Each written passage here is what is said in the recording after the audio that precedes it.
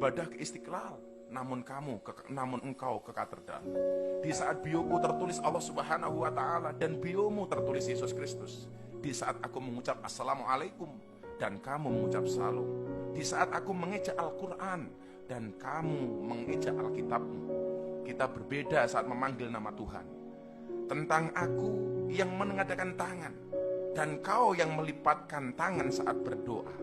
Aku, kamu, kita. Bukan Istiqlal dan katedral yang ditakdirkan berdiri berhadapan dengan perbedaan namun tetap harmonis. Andai saja mereka memiliki nyawa, apa tidak mungkin mereka saling mencintai dan menghormati antara satu dan yang lainnya. Terima kasih. Salam. Assalamualaikum warahmatullahi wabarakatuh.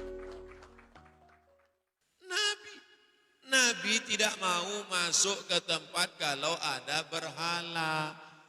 Nabi tak mau masuk rumah kalau ada berhala di situ. Nabi tak mau masuk. Apakah berubah iman Nabi kalau masuk ke dalam? Saya tanya sekali lagi.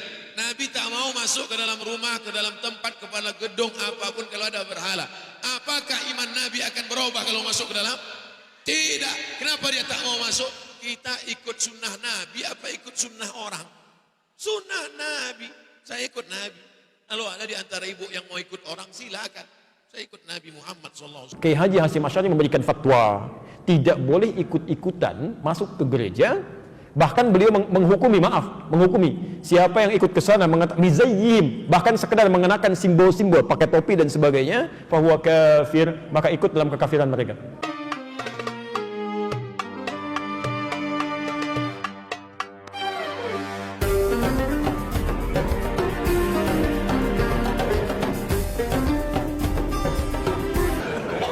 Haram hukumnya masuk ke rumah ibadah orang lain. Haram. Saya tak nonton film ini sampai habis. Baru menengok trailernya. Tapi di dalam itu yang bisa saya komentari, pertama masuk ke rumah ibadah. Karena Nabi tak mau masuk ke dalam tempat fihi surah wat tamathil. Kalau di dalam itu ada patung berhala. Maka dalam Islam mazhab Syafi'i mengharamkan masuk ke dalam rumah ibadah di dalamnya ada berhala. Mazhab Syafi'i. Kita pakai mazhab apa? Mazhab Syafi'i. Dua. Tentang masalah laki-laki perempuan berdua-duaan tak mahram. Anak-anak.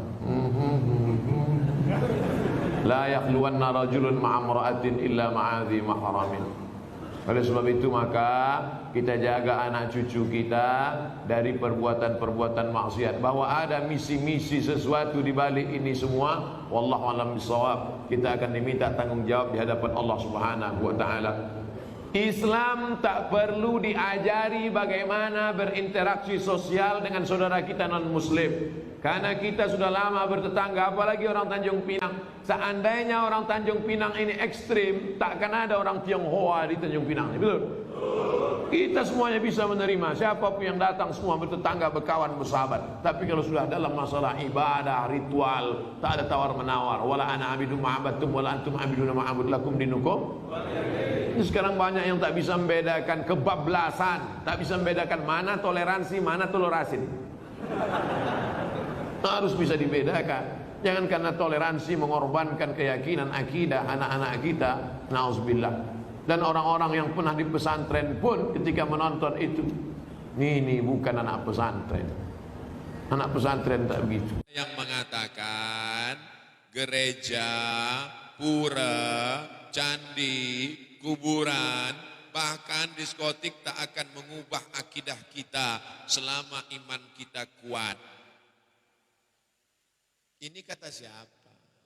Kata manusia. Saya ikut kata Nabi Muhammad sallallahu alaihi wasallam. Yang diikut ini manusia biasa apa Nabi? Nabi tidak mau masuk ke tempat kalau ada berhala. Nabi tak mau masuk rumah kalau ada berhala di situ. Nabi tak mau masuk. Apakah berubah iman Nabi kalau masuk ke dalam? Saya tanya sekali lagi. Nabi tak mau masuk ke dalam rumah, ke dalam tempat, kepala gedung apapun kalau ada berhala. Apakah iman Nabi akan berubah kalau masuk ke dalam? Tidak. Kenapa dia tak mau masuk? Kita ikut sunnah Nabi apa ikut sunnah orang? Sunnah Nabi. Saya ikut Nabi. Kalau ada di antara ibu yang mau ikut orang, silakan. Saya ikut Nabi Muhammad SAW. Marah Ustaz? Enggak, memang gitu setelannya. Ya kan?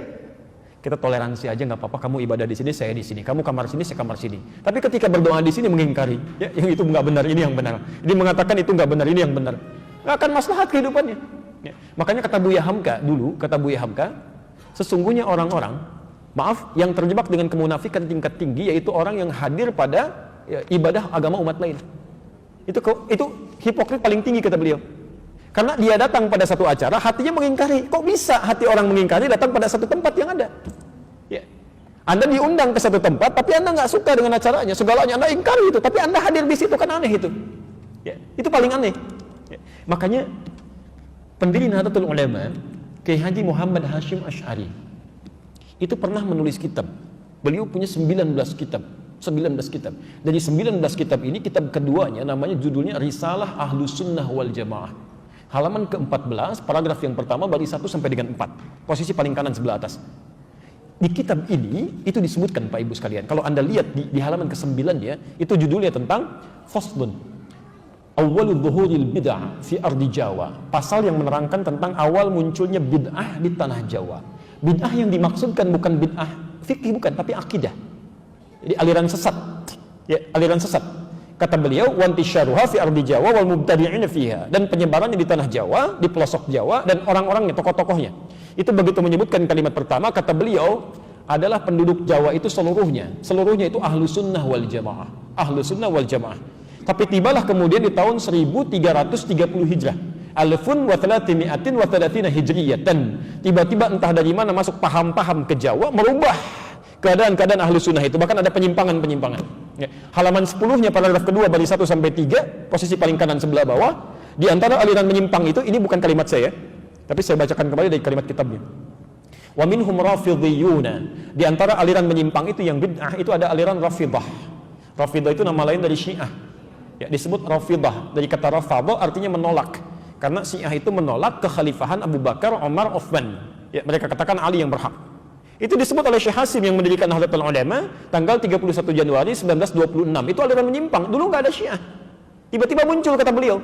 Ya sebuna Sayyidina Abu Bakr wa Umar radhiyallahu taala anhuma. Ya, mereka seringkali mencela ya kekhalifahan Abu Bakar dan Umar, semoga Allah meridhai kepada keduanya. Wa yubalighuna Ali bin Abi Thalib wa ahli baitihi. Ya, dan terlalu mengkultuskan Ali dan ahli baitnya. Kita harus menghormati, ya, menghormati, menyayangi ahli bait dan sebagainya, tapi tidak kemudian menjelek-jelekan sahabat yang lain. Ya. Tapi yang menarik di halaman 14, Masya Allah, Anda bisa pastikan, kata beliau, bahkan ditemukan ada orang-orang ya, yang ikut-ikutan ilal kanais, maaf ya, ke gereja.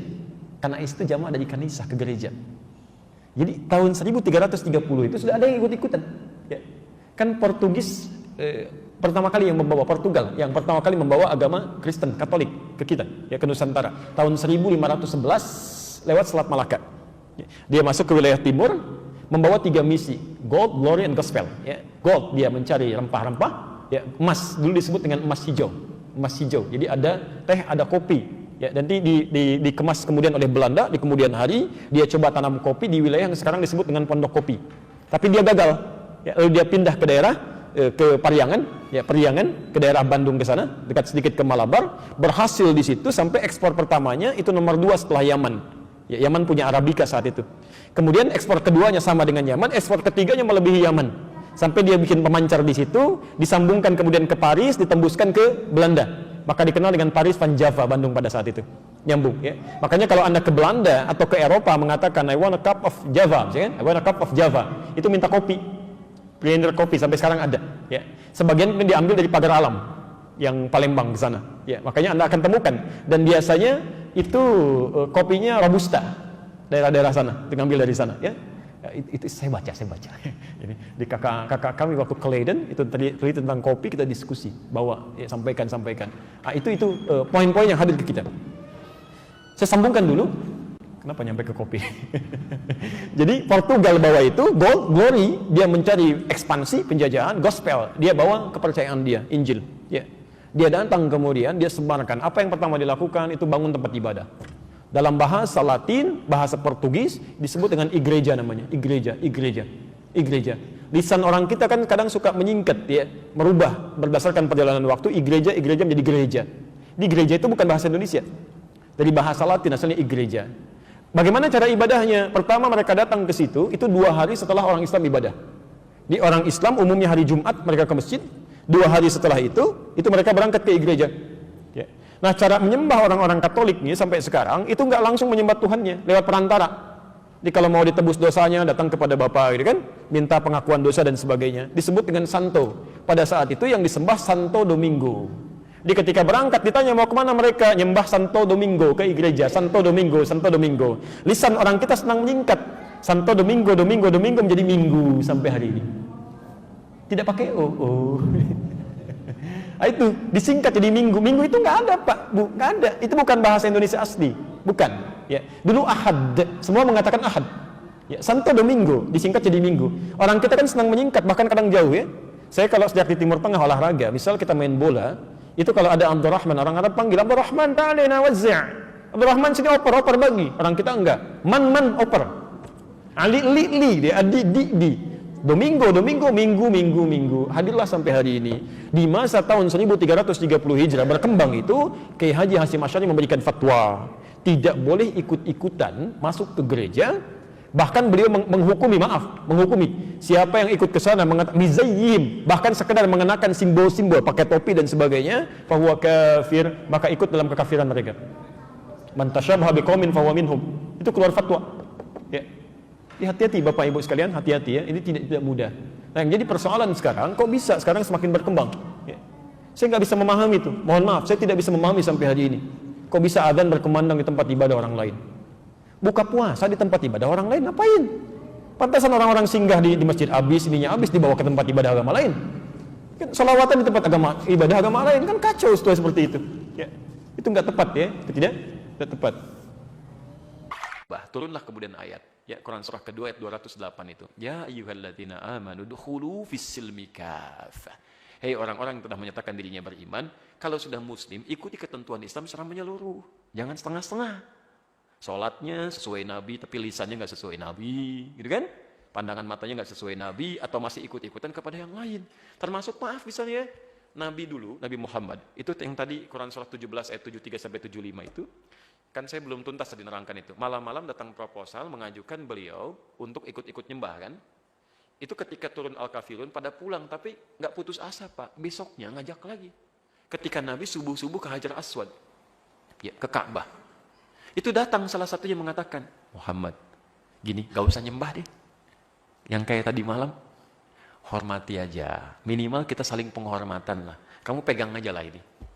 Kan dulu di sekitaran Ka'bah masih ada tuh ya, patung-patung gitu. Kamu pegang aja, gak usah disembah, gak usah. Cuman pegang aja begini untuk menghormati kita.